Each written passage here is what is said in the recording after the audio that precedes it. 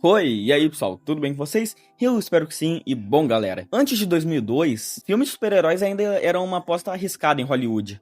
Hoje pode parecer até estranho imaginar isso, já que hoje em dia praticamente domina o cinema. Mas naquela época a situação era bem diferente. Os estúdios ainda não viam personagens dos quadrinhos como apostas seguras de bilhões de dólares. Pelo contrário, tinha medo, incerteza e lembrança recente de fracassos que ainda assombravam a mente dos executivos e produtores. No final dos anos 90, o gênero carregava uma reputação instável. Produções como Batman e Robin, lançada em 1997, tinham deixado uma marca negativa profunda na indústria. O tom exageradamente caricato, os visuais considerados extremamente extravagantes e a recepção crítica extremamente negativa fizeram Hollywood acreditar que histórias de heróis funcionavam melhor como apenas entretenimento infantil e não como grandes eventos cinematográficos capazes de atrair todos os tipos de público, desde o nerdola feito eu até o pai de família que levou o filho no cinema. Como consequência, muitos estúdios passaram a evitar uniformes coloridos, poderes fantasiosos e narrativas mais fiéis aos quadrinhos. A ideia dominante era simples. Para funcionar no cinema, um herói precisava parecer sério, quase envergonhado de suas próprias origens nos quadrinhos. O gênero precisava se esconder atrás do realismo. Tudo começou a mudar mesmo lá para os anos 2000. O sucesso de X-Men, dirigido por Bryan Singer, marcou um ponto de virada importante. O filme apostou em uma abordagem mais sóbria, conflitos internos e personagens tratados com seriedade dramática. O público respondeu positivamente e Hollywood percebeu algo fundamental. Adaptações de quadrinhos poderiam sim funcionar, desde que fossem feitas com o mínimo de decência e tratadas como cinema de verdade, não apenas como um espetáculo visual. Mas mesmo com esse sucesso, ainda tinha uma grande dúvida no ar. Hollywood pensava que X-Men funcionava exatamente por evitar o excesso de cores e de fantasias. Os uniformes clássicos foram deixados de lado, substituídos por roupa preta de couro. Isso levantava uma questão inevitável dentro da indústria. Será que o público aceitaria um herói clássico, otimista e visualmente fiel aos quadrinhos? Um herói que usasse vermelho e azul vibrante, que balançasse entre prédios em plena luz do dia? Em outras palavras, será que o mundo estava pronto para o Homem-Aranha no cinema? Então veio o anúncio que mudou tudo.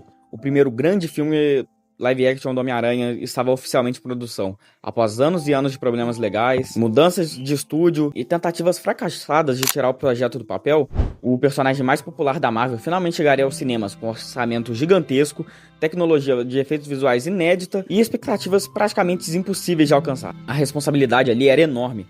O filme não precisava apenas contar uma boa história, ele precisava convencer o público de que heróis poderiam sim funcionar, sendo emocionantes, humanos e universais. O filme precisava agradar fãs antigos dos quadrinhos, conquistar novos espectadores e, acima de tudo, provar para Hollywood que aquele gênero tinha um futuro gigantesco pela frente. Quando Homem-Aranha chegou ao cinema em 2002, não era só uma estreia de um filme normal, era um teste para toda a indústria. E o que aconteceu depois entrou para a história. O lançamento de Homem-Aranha em 2002 não foi apenas a chegada de um filme aguardado. Filas enormes se formaram nos cinemas, trailers eram assistidos repetidas vezes na internet ainda em seus primeiros anos de popularização, e o personagem estava em todos os lugares. Brinquedos, comerciais, capas de revistas e propagandas de televisão.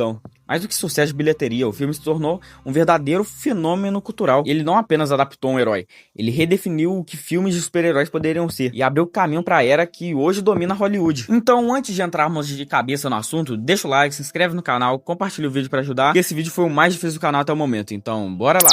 Para dirigir o projeto, a Sony escolheu um nome inesperado, Sam Raimi. Conhecido principalmente pelo terror Evil Dead, Raimi era fã declarado do personagem desde a infância. Seu estilo exagerado, energético e visualmente criativo parecia estranho para os executivos, mas perfeito para capturar o espírito dos quadrinhos. O elenco também foi uma decisão crucial. Tobey Maguire, como Peter Parker, trouxe vulnerabilidade ao personagem. Até demais, na minha opinião. E uma pequena curiosidade sobre essa escalação é que, apesar de hoje ser aclamado como Homem-Aranha, por muitos, até mesmo o Homem-Aranha definitivo dos cinemas, na época todo mundo, quando viu que ele seria o Homem-Aranha, achou uma bosta, já que ele não tem nada a ver com o Peter Parker das HQs em questão de aparência. William Dafoe, como Norman Osborn, entregava uma intensidade quase teatral. Kristen Dunst assumiu o papel de Mary Jane Watson. E, posso falar a verdade, mesmo que o roteiro não ajude muito ela a ser uma boa personagem, no primeiro filme, pelo menos, pra mim, ela é uma Mary Jane quase perfeita. Ainda assim, o maior desafio era técnico.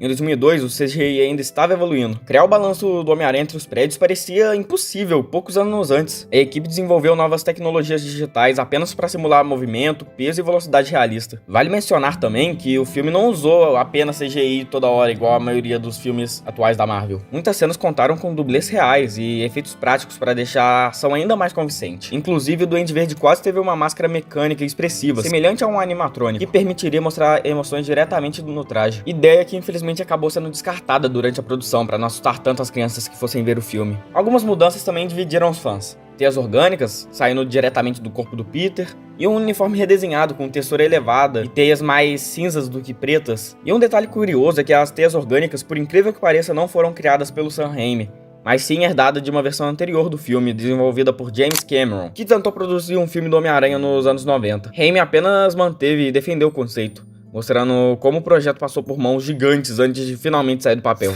Mudanças controversas, mas que ajudaram o filme a funcionar no cinema na época. Peter Parker não começa como um herói.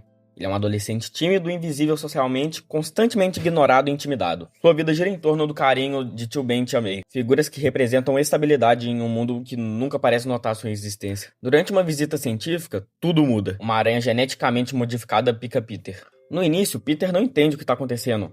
Força aumentada, reflexos impossíveis e a habilidade de escalar paredes é o sonho de qualquer jovem, mas também o início de uma tragédia, porque junto com os poderes vem uma lição eterna. Com grandes poderes, vem grandes responsabilidades. Peter inicialmente usa seus poderes por benefício próprio, no caso, dinheiro para impressionar a Mary Jane. Até cometeu um erro. Ele deixa um criminoso escapar por egoísmo. Pouco depois, esse mesmo homem assassina Tio Ben. Esse momento redefine tudo. A história deixa de ser sobre vingança e passa a ser sobre culpa. Peter entende que não agir também é uma escolha. E ali nasce, simbolicamente, o Homem-Aranha. Não como alguém perfeito, mas alguém que decide fazer o certo, mesmo quando dói.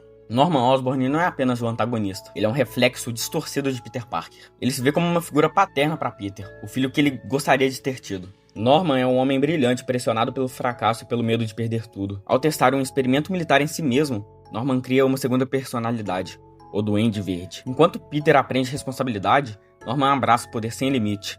A relação entre os dois é psicológica. Desde o começo, Norman mostra que vê potencial em Peter, até mesmo mais do que no seu próprio filho. Herói e vilão se tornam dois caminhos possíveis diante do poder. Um escolhe proteger, o outro escolhe dominar. O filme reforça constantemente que são nossas escolhas que nos definem. Norman escolhe o poder, Peter escolhe o fardo. Homem-Aranha 2002 funciona porque fala de emoções universais.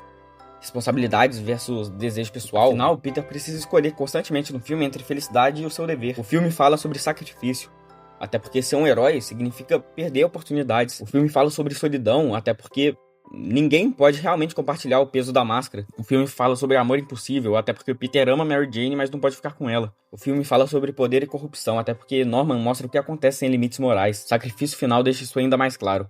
No funeral de Norman, Peter toma a decisão mais difícil e rejeita Mary Jane, mesmo amando ela, para protegê-la de uma vida perigosa ao seu lado. A cena reforça diretamente o conflito central entre desejo pessoal e dever. O que mais faz esse filme especial é que ele nunca esquece que, antes de tudo, é uma história humana. Sam Raimi trouxe identidade única ao filme. Planos inclinados e closes exagerados lembram painéis clássicos. Elementos de terror aparecem constantemente, especialmente nas cenas do Duende Verde. Ao mesmo tempo, Raimi usa um humor muito bom, equilibrando drama e leveza. E o resultado é algo raro. Um filme que literalmente parece ter saído de uma HQ viva. O impacto cultural foi imediato. Homem-Aranha de 2002 revolucionou o gênero. Provou que filmes de super-heróis poderiam sim ser emocionantes, sinceros, visualmente espetaculares e gigantescos sucessos comerciais. E esse sucesso pode ser medido em números.